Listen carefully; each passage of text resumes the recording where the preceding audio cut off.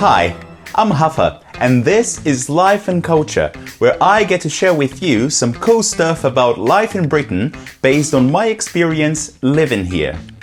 In this video, I'll be talking about some interesting facts and differences I noticed between working in Brazil and in the UK. Being Brazilian, it sounds a bit strange if someone says they work only 3 days a week, doesn't it? Well, not in the UK. Part-time jobs are very common and very popular here, in fact, all across Europe. Many people work only a few days a week or a reduced number of hours per day. That may be for a number of reasons, from caring and studying to simply having 2 different jobs to diversify their routine. Interesting, huh? How often do you go on holiday in Brazil?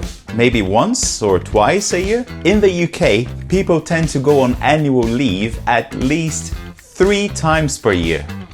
Annual leave can be requested as a single day off, even as hours off, rather than 2 weeks or up to a month, as most people do in Brazil.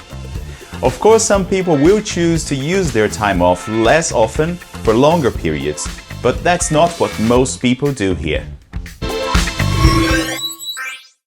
If you have a job in Brazil, you know that you must hand in a medical certificate to HR or to your line manager if you call in sick, right? Well, in the UK, you don't have to submit a medical certificate to justify one-off absences. If you call in sick for the day, you don't need to prove you're actually sick, which I found particularly weird when I moved and started working here. In my perception, companies tend to trust employees a bit more here than they do in Brazil. Of course, not everyone is 100% honest all the time, and unfortunately, some people do take advantage of this. Also, in many jobs, it's not a good idea to miss a day at work, even if you are actually ill, because if you don't work, you simply won't get paid for the day or days you're absent. Now, how common is it for most Brazilian employers to keep investing in their employees' professional development over the years? Working in the UK, I found out that keeping up to date with in-house training or external courses can be just as important, sometimes more important than new professional or academic qualifications for most companies.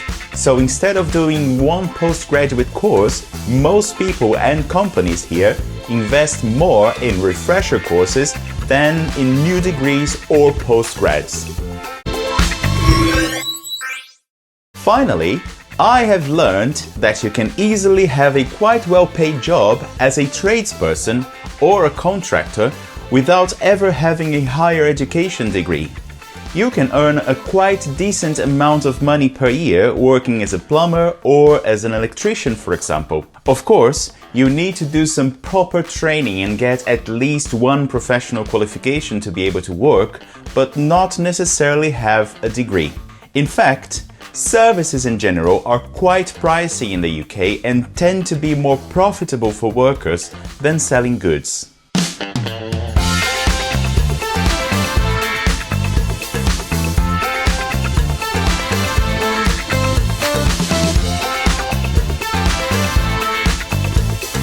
I hope you've learned something new about working in the UK. I'll see you next time on Life and Culture, here, there, and everywhere.